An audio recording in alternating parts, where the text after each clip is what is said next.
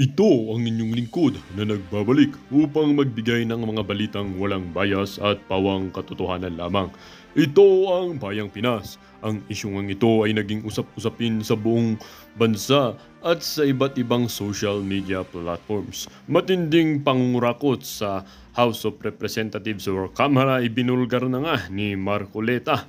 Tila ba ay pinakita ang mga dokumentong nagpapatunay na itong mga tiwaling mga kongreso katulad na lamang ni House Speaker Tambaloslos Romualdez at ang Quad Committee na si Benny Abante, Franz Castro Raul Manuer at itong si Stella Kimbo ay hawak na nga ni Marcoleta ang tunay na dokumentong magpapalayas sa mga tiwaling kongreso na ito. Napahiya ang mga aso ni Tambaloslos. Dito nga natin makikita mga kaibigan na tila ba panganib nakakatakot talaga ang mga House of Congress na ito, lalong-lalo na mga tiwaling kongreso na pisapilitang binabintang ang mga issue patungkol dito kay Vice President Inday Sara, ngunit ang kanilang mga kabalbalan ay hindi nila nakikita. Mahigit 7.4 million na relo ni Tambaloslos ay tila ba nabulgar din sa House of Representatives at naipakita pa dito sa Congress hearing kamakailan lamang or naganap kahapon. Dito nga natin makikita mga kaibigan na itong si Tambaloslos Romualdez na ito ang pasimuno sa lahat. Although siya ang may pinakamaliit na halaga na relo na binili, ngunit dito nga natin makikita is tinatawag daw niya itong low profile. Ngunit sa kasamang palad, hindi magiging low profile yan dahil ang iyong kabalbalan ay mabubulgar at mabubulgar din. Buti na lamang at meron tayong Congressman Rodante Marcoleta na siyang nagtataguyod at nagbibigay pa rin ng integridad dito sa House of Congress at ibinubulgar ang mga paratang o ang mga katiwaliang nangyayari dito sa Kongreso. Dito nga natin makikita mga kaibigan na salamat na lang at meron tayong mga kahit kakaunting kongreso na tunay sa kanilang paglilingkod at tunay sa sinumpahan nilang mga salaysay sa kanilang upuan. Para nga kabuang detalye, panoorin ang buong video at salamat na rin sa ating mga solid viewers sa walang sawang pagsuporta. At kung bago naman sa ating channel ay syempre huwag kakalimutang mag-subscribe, pindutin ang notification bell at piliin ang all upang laging maging updated sa mga bago at nagbabagang mga balita dito sa channel ng Bayan, ang Bayang Pinas. Mga senatorial candidate. Pero ito, base sa mga naglabasang survey dyan sa Tangere, nakapasok ho siya. Pero ang gusto ho nating mangyari dito, kahit hindi pa nagdideklara itong si Congressman Rodante Marcoleta, lalo ho nating painitin ang pangalan niya. Sangayon ho ba kayo doon mga kababayan? Ha? Kung kayo ho ay may kamag-anak at kilala nyo tong si Congressman Rodante Marcoleta at yung mga kamag-anak nyo ho, hindi pa siya kilala, ipakilala nyo ho yung mama na yan. Kasi ho, yung mga panahon na to, kitang-kita naman ho, majority sa mga politiko na to, mapa-senador, mapa-congressman, o kung ano man ang pwesto niyan sa pamahalaan, hindi ho nila ginagawa yung tama. Majority, di ho natin linalahat ha. Yang si Congressman Rodante Marcoleta, yang si Madam Gloria, yang si VP Sara at yung ibang kaalyado nitong si Vice President Sara Duterte. Pero ano na lamang ho ang boses nitong mga politiko na to? Majority ho dyan sa House of Representatives, nasa ilalim na ho ng kapangyarihan nitong si Martin Romualdez. Kumbaga, yung karamihan ng mga congressman dyan, talagang enjoy ho sila sa pagkain sa mga tira-tira nitong si Martin Tambaloslos Romualdez. Tayo ay lungkot na lungkot pagka naiisip ho natin na ganito ho ang kinahinatnan ng ating bansa sa pamumuno nitong si Marcos Jr. Talaga kung sobrang nalulungkot ho tayo. Kaya kahit hindi pa nagdideklara, pakita ho natin dito sa mama. No, pakita ho natin dito kay Congressman Rodante Marcoleta na maipapanalo ho natin siya sa 2025 senatorial election. Kasi pagka napunta ho yan sa Senado, kung nagagawa ho niya ngayon dyan sa House of Representatives, 10. Sa galing ng mama na yan. Sa tingin ho natin, 100 ang kayang gawin yan na trabaho dyan sa Senado. Tingnan nyo yung mga senador, wala ho tayong nakikitang umaalma sa mga kabalbalang ginagawa ng administrasyon na to. Oo, si Senator Joel Villanueva, nagsalita siya noong panahon na nagkaroon ng malawakang baha nung dumaan yung Bagyong Karina. Asa na ho yung follow-up? Nasaan na ho ba ang investigasyon para dito sa 5,500 flood control? Yung mga distrito ng mga congressman na tumanggap ng pondo ng flood control projects na yan, saan ho nila, asan ho yung COA audit report? Nasaan ho yung mga istruktura na pinagawa dyan sa mga pera na yan? Sobrang lungkot na lungkot ho tayo ngayong mga panahon na to. Pero magkagayon pa man, wala ho tayong magagawa. Pasalamat na lang ho tayo, merong isang Sara Duterte na handang tayuan ng tama, handang tindigan ng mga kasinungalingan at pang-aabuso ng mga nasa kapangyarihan ngayong mga panahon na to. At syempre, dito kay Congressman Rodante Marcoleta, no? Hindi ho natin kilala yan. Di pa ho natin na-meet yan si Kong Dante. Nakita natin siya sa malayuan, pero hindi naman ho niya tayo kilala. Pero tayo lang ho talaga, bilib na bilib sa mama na yan. At talagang dito sa PH Update sa 2025, kung ano ang ginawa natin noong 2022 sa kanya, na pangangampanya dito sa mama na to, yun ho ang gagawin natin sa 2025. Talaga ho makikipagbalagbagan tayo diyan sa mama na yan. At doon sa mga kandidatong i-endorso ni dating Pangulong Rodrigo Duterte. At di rin ho tayo magtataka kung i-endorso din ho ni Tatay Digong, yan si Congressman Rodante Marcoleta. Kaya na nga, bago ho natin na pasadahan, naging talakayan diyan sa saganang mamamayan sa Net25. Pasadahan ho muna natin ang mga maiinit na kaganapan sa social media, no? Sino ho ba yung tumayo para tumawag, maisagawa yang hearing na yan in aid of legislation dyan sa House of Representatives? Ang tumayo ho at nag-privilege speech kaugnay dyan sa dyan sa pinag-uusapan ho nila, dyan sa komite nitong si Chua, walang iba ho kung hindi itong si Congressman Roland CRV Valeriano. Siya ho ang tumayo at nag-privilege speech, kaya ho ngayon meron hong panibagong kaguluhan na nangyayari dyan sa House of Representatives. Pero balita ho natin, nagkagulo daw noong biglang dumating si VP Sara. Malamang sa malamang, hindi ho nila inaasahan na dadalo itong si Vice President Sara Duterte. Kasi doon sa dalawang sunod ba na budget deliberation ng OBP, hindi na ho siya sumipot. Akala ho nila dito sa hearing sa Committee on Good Governance, hindi rin ho siya sumipot. Pero sumipot ho siya. Balita natin, meron daw na sermonan kay Tambaluslos kanya. Etong congressman na to, hindi naman sa wala ho pala si Kimbo sa kalingkingan nitong congressman na to. Etong si Congressman CRB, ang kanya hong Patek Philip 139,995. I-convert ho natin yan sa peso. Grabe ka naman pala, sir. Hindi pala uubra itong itong si Madam Stella Kimbo.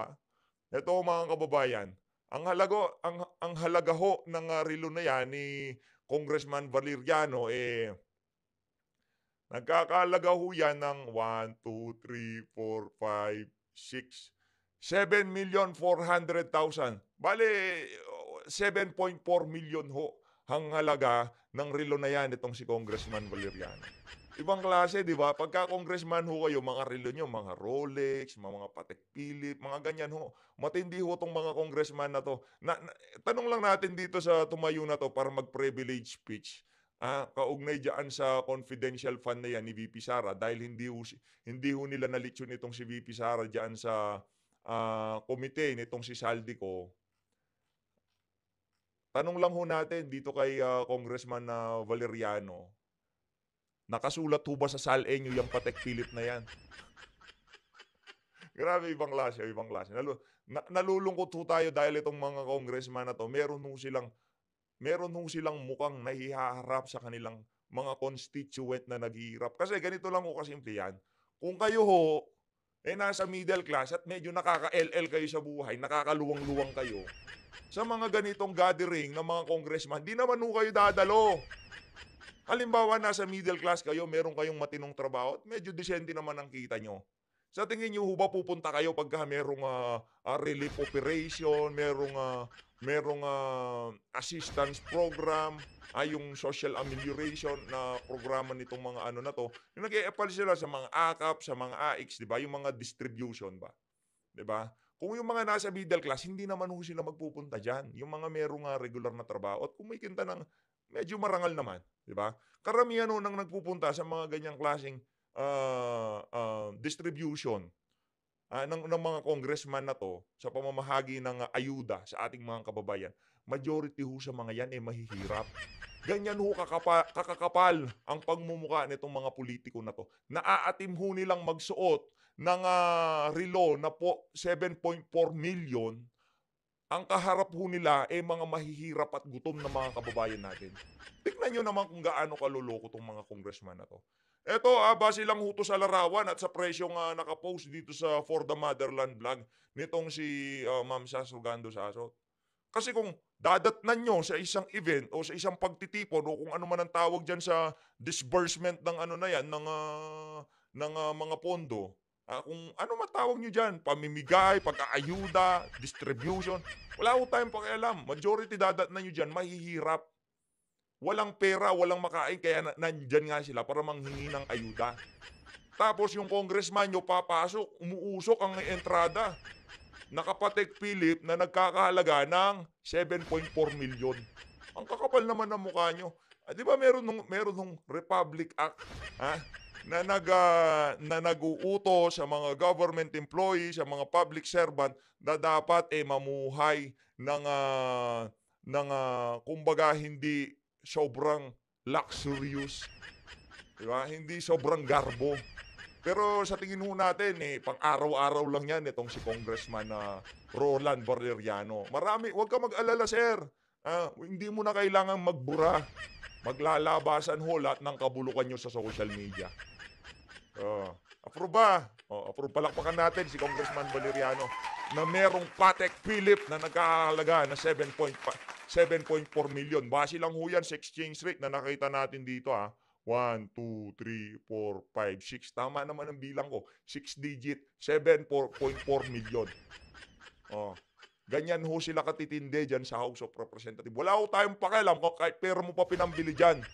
Wala ho tayong pakialam. Hindi ho yun ang punto dito. Ang punto dito, kung talagang public servant kayo, dadatnan nyo mahihirap, ba't ka magsusuot ng 7.4 million na relo? Para saan? Para sa pagsasampalin mo sila sa kanilang kahirapan, ganon? Para mapakita mo na ito na ang katas ng aking paghihirap. Nakanantok, nakakahiya kayo. Yikes! Ito, yung nakikita nyo hong yan, kung hindi nyo ho nakikilala, yan ho si Madam Estela Kimbo. Kahit ho tayo nagulat dyan sa post na yan, nitong si Sir Jason sa. Yan ho si Madam Stella. Nakita nyo ho ba yung transformation? Kumbaga, dito ho natin ipapakita, siguro itong si Valeriano, yung pagmumuka, ganyan ho talaga mukha ng mama na yan, panigurado. Wala hong nabago dyan. Wala hong nabago dyan sa pagmumuka na yan. Sa damit lang at sarilo. No? Sa damit at sarilo, doon lang ho nabago. Pero sa pagmumuka, parang di ho tayo naniniwala. Itong si Valeriano, mukhang kontrabida sa pelikula, tignan nyo naman. At ito namang si Kimbo, di ko mawari kung teenager ka pa ba dyan, madam? Ganda ng tawa mo ang dating parang instant noodles pa lang pagkain nyo dito. Hindi naman minamalit natin yung mga kababayan natin ko. Kumakain din naman ako ng instant noodles, favorite nga natin yun Gusto ko yung with calamansi. Yun ang favorite ho natin mga kababayan. Dito ho, sa kahaba-haba ho ng nangyaring pag-uusap kaninang umaga, ito lang ho yung kumbaga pinaka-natuwa tayo. Yang larawan na yan, yung naging kamayan na yan ni Congressman Rodante Marcoleta at nitong si Vice President Sara Duterte. Kumbaga parang napaisip tayo, sabi ko sa sarili ko na meron pang pag-asa ang Pilipinas. Habang merong Dante Marcoleta, ibig sabihin di naman silang magliligtas at maghahahon sa kahirapan ng sambayan ng Pilipino. Ibig sabihin, hindi pa huli namon ng sistema lahat ng politiko sa Pilipinas. Yun lang ho ibig sabihin natin doon. Kumbaga, meron pa hong tumatayo para sa tama. Yun ang naramdaman natin. Hindi naman ibig sabihin, andyan si Kong Dante, wala, yan, reset button na matatapos lahat ng problema natin. Hindi ho. Ang sinasabi natin dito, meron pang pag-asa. Habang meron ho kasi kahit isang tumatayo para sa tama, meron nung pag-asa ang sambayan ng Pilipino. Pakinggan ho natin itong si Congressman Rodante Marcoleta. isang Yun. komite, parang ano to, good, Si Sir parang Jen. ang counterpart na to sa Senado, yung Blue Ribbon Committee. Tama ba, Kong? Yung good yan, opo. At doon po, inimbitahan nila kanina ang pangalawang Pangulo. Nandun naman po ang pangalawang Pangulo, BP Inday Sara, pero ang nangyari, mukhang, ano ba yun, dapat ba mag-oath, Kong, yung mga nandun, at mukhang hindi ata nag-oath si BP Inday. Ano ba nangyari kanina, Kong? Kasi traditionally, kapag ka ikaw ay inimbita as a resource person, Okay. siguro nakikita niya yung maraming mga nakitang mga irregularities. Opo. Unang-una, gumagawa ba kami talaga ng batas nung pinatawag siya? Oho. Ang pinag-uusapan kasi is budget briefing. At ngayon, plenary debates na. Opo. Nang dahil lamang sa isang privilege speech nung isa sa aming mga kasama, Opo, oho. yun ay kaagad na nirefer. Abangan nyo ho bukas yung pag-usapan ho natin ang privilege speech nitong isa pang bakulaw na to. Itong bakulaw na to. Pag-usapan ho natin yung privilege speech niya bukas. Wag na ho ngayon, medyo magpapahinga na ho tayo pagkatapos itong video na to. Sa Committee on Rules. So tama, una ko nga, tama po ba? Kasi may nag-privilege speech. Kung di ko nagkakamali, Congressman Roland Baliliano po yan, Kong, Maynila. Ang nag-privilege speech. Yun nga daw, si Kong Valeriano ay nagsalita. Tuloy natin. Investigation po ba yun? Sinabi in nila- aid of legislation? Sinabi nila, investigation in aid of legislation. Okay. Ngayon, dahil nahuli ako, sabi ko, teka muna, Mr. Chair, pwede po ba akong magtanong? Opo. Dito po kasi sa tuntunin ng ating komite, sabi kong ganyan, sa Section 2 sinasabi, bago tayo magsimula, dapat merong preliminary determination na itong pinag-uusapan natin, Oho. ito nga yung privilege speech, ay principally and directly related to misfeasance, non-feasance, and malfeasance. Okay, opo. Kasagot-sagot nung chairman. Chairman ng komite, oho. Sabi ko, kasi kung ang naririnig ko nga ito, pinag-uusapan nyo naman confidential fund at saka yung intelligence fund. Oo. Hindi ka ako nabanggit sa privilege speech ka ako ito. Binubulungan siya ng mga Opo, nung nasa staff niya tabi, doon. opo. Marami na siyang staff na abogado rin eh. Opo. Your Honor, sabi niya, hindi lang naman kaya ganun. Basta sinabi niya, anything that is in connection with public interest. O, yung confidential fund and intelligence funds are matters of public interest. Aha. Oh, nandun na ako, Mr. Chair. So, did you make a prior and preliminary determination na yung pag-uusapan natin na intelligence fund at saka confidential fund ay directly and principally Opo. related to malfeasance? Misfeasance, oh. Nasaan ka ko yung order mo? Oho. Nakalagay dito sa Section 4 at saka Section 5, gagawa ka ng order delimiting the investigation. Parang pre-trial order ito, kumbaga sa korte, sabi Oh, ko. tama nga naman, oho. Nasaan yung pinirmahan mong order? Kasi kanya wala ka rito. Basta't sinabi namin merong jurisdiction. Hindi nga ganun na nakalagay, there should be a preliminary determination. Oho. Pagkatapos i-set out mo by means of an order, ano-ano yung parameters, bakit konektado sa malfeasance? Oho. Malfeasance ba, non-feasance o misfeasance? Kailangan mong yan. Kailangan mo ipaliwanag. Nako. May pumunta, alam mo naman yung mga agawan na, may gumaganyan-ganyan na naman sa akin. Nakala mo naman nakakaintindi yung mga yun.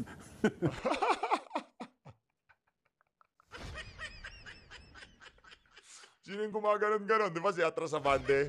Wala naman, di naman ho, abogado yung mga yun. Dinadaan lang ho nila sa yung delivery. Dinadaan ho nila sa delivery ng pagsasalita nila. Yung tipong kapani-paniwala pagka nagsalita sila. Si Atras Abante, si Karapali Luwalhati. Itong si Stephen Paduano, yan.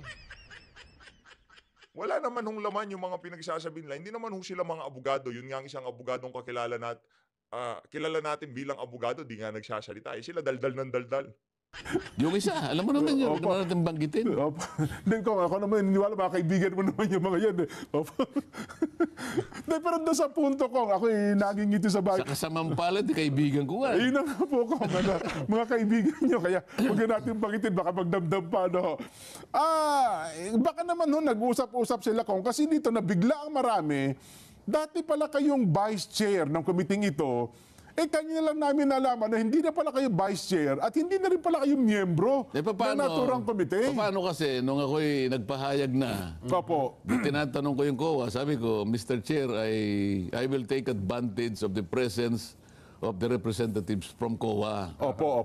So tinatanong ko, alin-alin po bang opisina Yan, opo. ang nabibigyan ng confidential or intelligence funds? Opo, oo. Makikita mo yung pagsagot nila, parang alumpihit pang sumagot eh, parang bang hindi nila alam. Ang dami nila eh.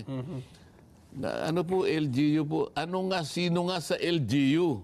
Ayun. Hindi ba yung mga opisina ng mayor? Hindi naman po. Oo nga, alin-aling opisina ng mayor. Sa dami ng mayor natin dito sa bansang ito, at saka mga gobernador, GOCCs, Office of the President, yung kapulisan, even the armed forces of the and then the intelligence agencies of this country are recipients of intelligence and confidential funds. Sino-sino, bigyan mo ko ng ballpark figure. Pati ballpark figure, o sabihin mo na lang, marami, medyo marami, o maraming-marami. Si Madam Coa ho, sa tingin ho natin, nasa kamay na rin ho siya nitong si Tambaluslos. Yung lagi nilang iniimbitahan yung nakasalamin. Sa tingin natin, nasa kamay na rin ho yun ng House of Representatives. Hindi pa niya masabi yun eh. Wala siyang Because ano man ang sagutin niya doon, sasabi, marami pala eh, medyo marami pala eh. Opo. Ipatawag nating lahat, hindi lang ang opisina ng Vice President. Lahat para may confidential fund sa Kung intelligence ang fund. ginagawa natin, kung totoong gumagawa tayo ng panukalang batas, para mas magandang magawa natin, patawag mo yung marami. Pang lahat. Opo. Hindi itong in-isolate mo lang na isa. Yun ang punto ko eh. Opo. Because I will later move, sabi ko. Doon ako inano na, Ayun. you cannot do that because you are no longer a member. Hindi kayo pwede mag-motion. O isipin mo. Oho. Gusto ko para wag lang umahahaba lang eh. Tsaka Opo. magkakasamaan lang ng loob eh. Gusto ko sana sabihin, paano niyo ako tinanggal? Sino po nagtanggal sa akin? Hindi niyo man lang ako kinausap. Oo nga. Oo. Di ba? Grabe Not naman even yan. a modicum of respect was accorded to this representation in replacing me as vice chair of this committee. Grabe, napakababoy ho ng ibang mga congressman dyan. Pero kahit na tinanggal ka akong Dante, sa lahat ng nakaupo doon sa committee na yon, ikaw lang ang senatorial material kung tawagin. Diba? Palakpakan ho natin si Kong Dante. Oh. Diba? Sa lahat ho ng nakaupo doon sa committee na yon, na congressman ha, hindi ako kasama si BP. Si BP, pang presidente yun eh. Sa lahat ng nakaupo na congressman doon, si Congressman Rodante Marcoleta lang ang senatorial material kung tawagin. Tuloy. At ngayon pala, gusto niyong mangyari, pagka pala inalis ako as vice chair, Opo. automatic pala ako, Hindi na- naalis din ako ng hindi member. na kayo miyembro ng komite. Paano nangyari yon, Nelson? When Senior Deputy Speaker Gloria Macapagal Arroyo was removed from her office, she was still Deputy Speaker. Nawala lang yung Senior Pagiging Deputy. senior deputy speaker. O Opo. di sana, Oho. nung tinanggal siya as Senior Deputy Speaker, natanggal na rin siya pagiging Deputy Speaker. Oo nga, hindi na O, sila.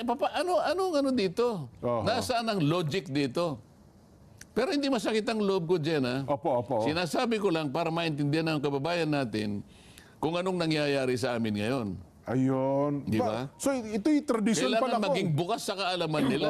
Tradisyon yun na parang hindi na rin pala ginagalang ngayon ng Kongreso, ng Kamara. Ng ano? Yung tradisyon ninyo na dapat kapag ka may aalisin, at sasabihan man lamang siguro yung mga miyembro. Di ba? Alam mo, hindi lang tradisyon yun, kagandahang asal yun. Well, tama kayo, no?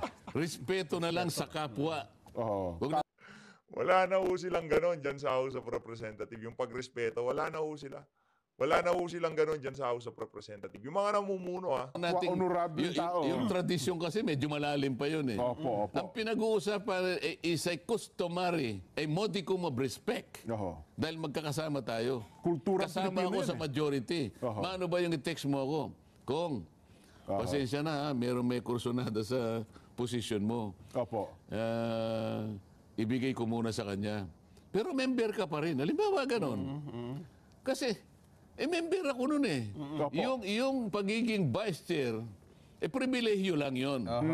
Inalis mo akong, pwede mo akong alisin na vice chair. Pero member ako eh. Ah, Saan mo ka ako ibinatay na tuntunin? Wala silang may pakitang tuntunin eh. opo. Basta okay lang papayag ako na kapag ka inalis mo ako bilang vice chair, naalis na rin ako bilang member, ipakita mo lang sa akin ang tuntunin. Okay na ako. Oho. Mukhang namroblema Diba? si Kong Joel Chua kasi first term congressman ito eh. Ay, wala naman akong problema sa kanila. Kung sagutin nila o hindi lang sagutin, wala akong problema dyan. Naku. Pero ang nakalimutan ko lang, dahil sa pagmamadali ko kasi, Jen, Opo. una, anong pangalan nung congressman na nag-deliver ng privilege? Congressman Roland Bariliano po ng Maynila. Opo. Ang mali doon, yun ba ay nayo pa ito? Hindi. Parang third termer na bata o second termer na congressman ng Maynila. Sa makatwid, marami nagkamali doon eh. Siya, at saka kung sino man yung kung sino man yung speaker nung panahon na siya nag-deliver, Opo. pati yung isang batalyon na kasangkot sa opisina Opo. ng majority leader. Oho. Kasi ang majority leader ang bastonero. Tama po. Plena rito eh.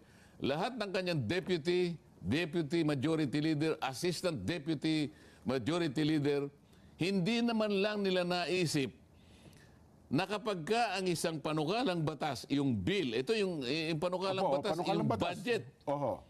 Kapag ka dinideliberate ang isang bill, Okay. kabawal-bawalan na may tatayo sa plenaryo at magdi-deliver ng privilege speech on the same subject matter. Bawal pala Tradisyon yun. yun, Bawal tradisyon. yun. Hindi lang kami, maski sa Senado magtanong ka, kilala mo naman si... Tama. Kung Francis Tolentino, Sentol. Opo. Tanungin mo si Tol. Ayun. Tanungin mo si Robin Padilla, baka alam niya. Kay Sentol na lang po. Okay na tayo. Tanungin mo kay Senator Jinggoy, baka hindi niya alam. So, ganun pala ang practice, Kong. Nakalimutan ko. Kasi nga, medyo hindi pa ako kumakain kanina eh. Opo. Yan. Sige. Siyempre, patawarin na nila ako. Ang dami ko rin na mga... Nakalimutan niyo yung notes niyo. Pumunta ako sa kuryente, nagmamadali, ang lakas pa ng ulan. Yung note ko, hindi ko dala. Kasi kung binubulsa ko rito, ang ginawa ko, wala na. So, akala ko tapos na ako. Yung minota ko, na nandun sa pangatlong bahagi, hindi ko na naalala. Ayun. Ngayon, hindi pwedeng mag-deliver siya. Bawal yun. Dapat pala pinigil siya nung kung sino man nakatayo sa oras na yun. Bakit hindi pinigil ng presiding Di officer? presiding officer. Okay, Opo. huwag na yun kasi deputy speaker yun eh. Opo. Bakit hindi pinigil ng majority leader? Okay, nakalimutan ng majority leader. Ikaw, Manix. Paano yung nandun ng mga batalyon niyan generals? Ang mga bastonero niya Yung nakalimutan. bastonero, deputy majority, meron pang assistant. Mayroon pa mga Kasi SDML. alam ko yun, nung ako naging senior deputy rin ako. SDML, May mga 15 mga tauhan ako doon. Opo. Wala man lang bang nagsabi sa kanila, Your Honor, hindi ka pwedeng mag-deliver. Bawal yan. Bakit wala? Ito pa yung mali. Opo. Okay? Pagkatapos niya mag-deliver ng privilege speech, ni-repair sa rules. Ay, ni-repair ka agad. So, Hindi pa rin napansin ng rules ni repair. Sabi, hindi rin tama yun. Wag na natin sabihin na lang natin na itala na lang natin sa journal, Opo. pero wag niyo nang i-repair sa amin. Magkakamali tayo May diyan. privilege speech na lang. Halimbawa. Ito na naman ang susunod na mali. Oo. Din-repair sa rules. Ang rules, ni-repair sa good government. Okay. Tama po. Kaya napunta nga kayo na sa hearing. Mali yun eh. Ang dapat na ginawa, wag na nung i-repair sa amin, diretso niya sa appropriation committee kasi ang pinag-uusapan is the budget. Budget. Dapat na may hawak. Yan. Ayan ang naiintindihan napakaraming natin. mali Tama. ngayon. Yun ang tama. Oho. Yung pagkakatanggal sa akin, wag niyo na isama sa mali. Pabayaan na natin Okay sila. na, okay na sa inyo, Okay ano? na ako doon. Oho. Kasi nakatikim na ako ng kape. Oo nga naman. So medyo nakakapagtaka nga. Kaya ito. ako nagpunta rito. Dito, makakapagpaliwanag ako rito. Opo. Correct. Dito, Yun. hindi ako pipigilan ni Nelson. Di ba? Hindi hindi sisingit si Atrasabante. Hindi maghaharian, hindi magjojos-josan yang si Atrasabante. hindi magpapabida yang si Careps Paduano. Tama lang yan, Comandante. approve. Ika nga. Oho. Oh, ikaw naman, pwede mo rin akong buyuin, di ba? Hindi mo. Pero mamaya kong pag-usapan na natin yung laman ng mga salita. Kasi, Ano siyang presentation, yung 2025 budget? ayun, opo. Oho. Pagkatapos, ang sabi niya, kasi meron siyang statement, may prepared statement, binasa Opo. niya. So recorded yun. Pinapaliwanag niya na makikipag-communicate po ako sa COA sapagkat subjected ito sa notice of disallowance. Opo. Totoo Notice of naman yun. disallowance pala, tama po. Notice pa lang, kasi meron siyang 6 months para sagutin yun. Pagkatapos, in relation to 2025, sabi niya, I will forgo my opportunity to defend the 2025 budget of the OBP by way of question and answer and instead leave it to the discretion of the House of Representatives to decide on such a proposal as presented. Oho. Eh sabi ko kanina, ayaw pa po ba niyo yung sagot na yun?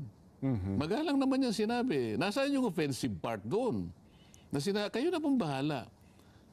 Ang ibig niya sabihin doon, kung gusto po niyong lagyan ako ng zero budget, nasa inyo po yun eh. Oho. Oho.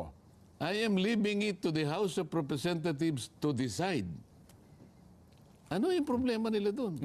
Sapagkat nasa inyo nga naman ang power of the Bakit purse. kailangan pa niyang ipaliwanag? Oho. Hindi ba? Ang sinasabi, ipaliwanag. Sasagot pa lang po ako sa COA eh.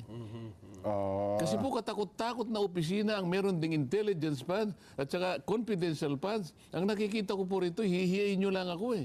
Ako lang po ang ginigit-git nyo ng ganito. Kamukha nito ngayon, nagtatalo tayo ngayon. Ba't Office of the President lang pinatawag nyo? Wala po bang notice of disallowance sa mga OGCs? Napakarami. Sa mga opisina ng mayor, gobernador, AFP at saka yung PNP and such other offices of government connected with intelligence gathering and blah blah blah. Oho. Sabi na nga, no, meron din po eh. Ayaw niya lang sabihin kung gaano karami. Ayan. At saka ang sinabi ng COA representative na ang nakahawak lang pala nilang dokumento ay yung dokumento ng office ng tanggapan ng Pangalawang Kaya Pangulo. nga, bakit hindi nila in-anticipate na po pwede rin naman tanungin ilan-ilan pang mga opisina ang merong ganitong klaseng pondo na inisyuhan nyo ng notice of disallowance? Oho. Kaya makita mo, sa dami po ninyo, yan, wala malang makakapagsabi kahit na ballpark figure sapagkat nakatuon lamang sila sa opisina ng Vice President. Ngayon, dadako tayo doon. Yun ang Bakit po problema doon eh. nagkaganon? Eh dati naman hindi po kayo nagtatanong o gawa-gawa na lang nyo o sinadya po ninyo ngayon. Sapagkat kung tutuusin, parang may immunity eh. Dahil nga doon sa tradisyon eh. Opo. Wala naman tinatanong noon eh. Maliban lang ngayon. Ngayon lang kayo naglulundag, yung sinasabi nga natin. Nagdadadamba kayo, halos nag-aagawan kayo na kayo ang mauna. Ayaw daw po nila ng mga naglulundag. Yun nga eh. Nag-uunahan sila sa pagkagat kay Vice President Sara Duterte. Totoo yung sinabi na yun ni Kong Dan. Sige, naggigit-gitan kayo. Gigil na gigil kayo. Na magtanong. Di ba? Oho. Correct. Pero kasi naman Kong, sa ibang mga vice president, kayo na pinalutang din po, no? Wala kayo. Kasi naman daw parang kagandahang loob na lang nung nakaraan na binigyan ng confidential fund ang tanggapan ng Pangalawang Pangulo. Pero sa mga nauna naman daw ay Pangalawang Pangulo, wala naman daw talaga yan eh. Di ba?